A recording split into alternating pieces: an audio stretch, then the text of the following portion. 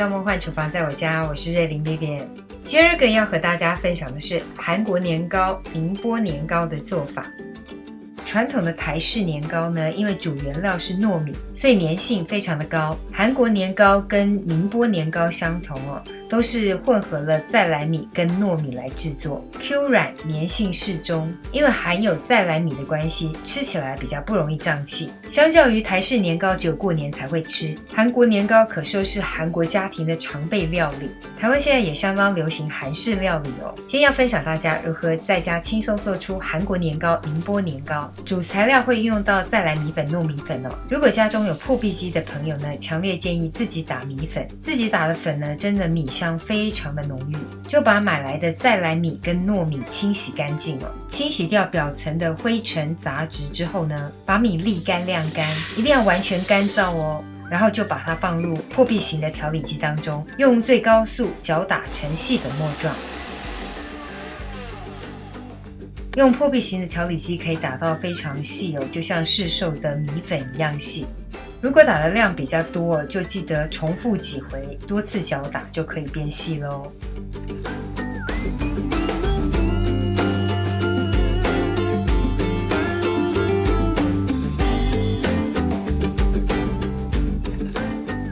不想自己打米粉的也没有关系哦，就直接买市售的糯米粉跟再来米粉。再来米粉、糯米粉都各100克。首先我们来做原味的年糕面团，就是白色的。把2种米粉混合之后，冲入150克的热水。热水的温度呢，介于摄氏75到100度都可以接受。接下来把粉水混拌成碎面团状，大概就是影片上面现在看到的这个状态。接着再加入1大匙的食用油，最后再把它揉合成整个大面团。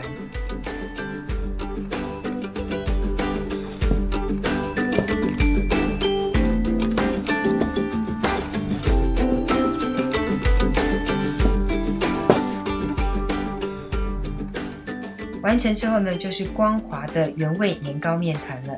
我们再来示范一个红萝卜口味的年糕面团，橘色的喜气又健康。做的手法呢，跟之前的完全相同哦，就是把清水用红萝卜汁给取代，然后记得红萝卜汁呢一定要加热到摄氏75度以上哦。然后加入1大匙的食用油，揉捏成团。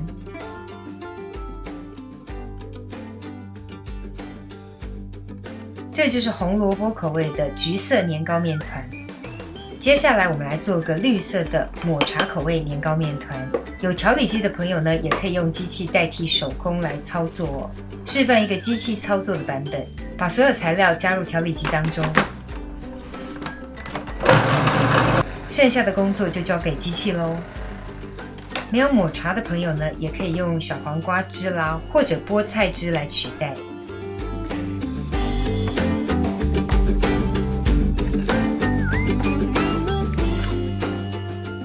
把碎面块聚集成一个大面团就可以。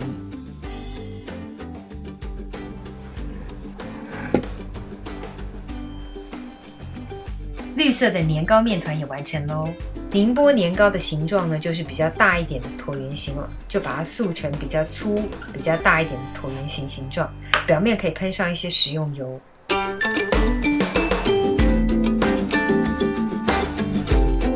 等等就可以来蒸它了。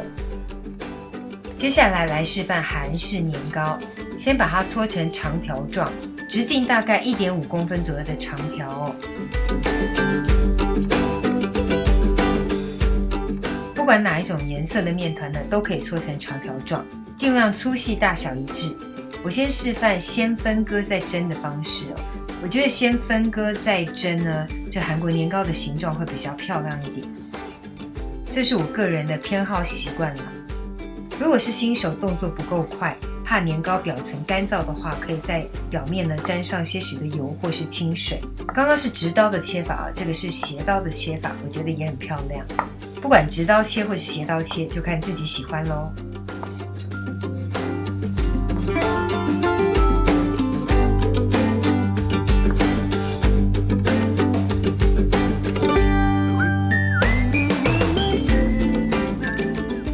再示范一个先蒸再切的方式哦，就是先把年糕呢搓成长条状之后，先不要分割，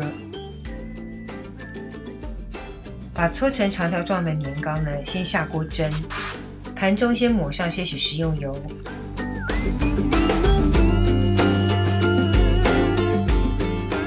然后放入要蒸的年糕，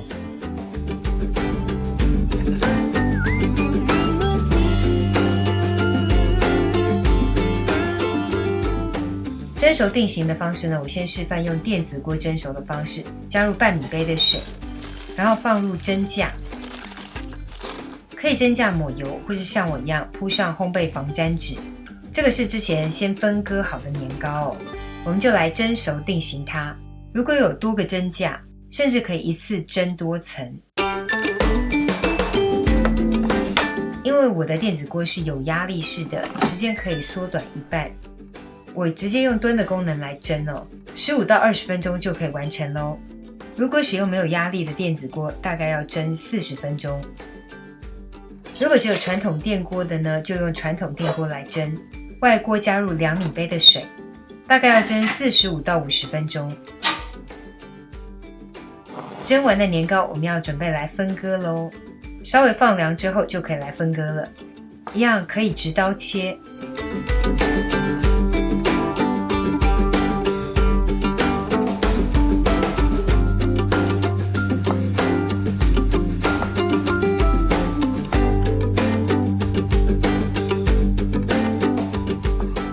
斜刀切也可以，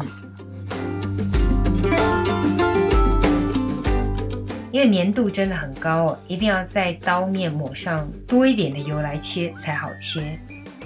粘度大，阻力就大，就算我放到冰箱放凉之后再来切，也还是不怎么好切。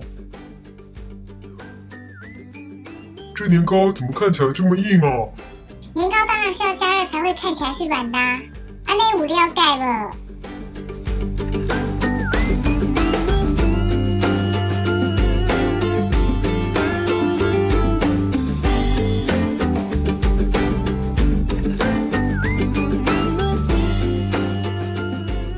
各式蔬菜风味的韩国年糕跟宁波年糕都完成咯。你想看到 Vivian 用韩国年糕做哪一道料理呢？辣炒年糕、韩国年糕汤、烤年糕、蜜糖年糕，你想选哪一道呢？欢迎留言哦。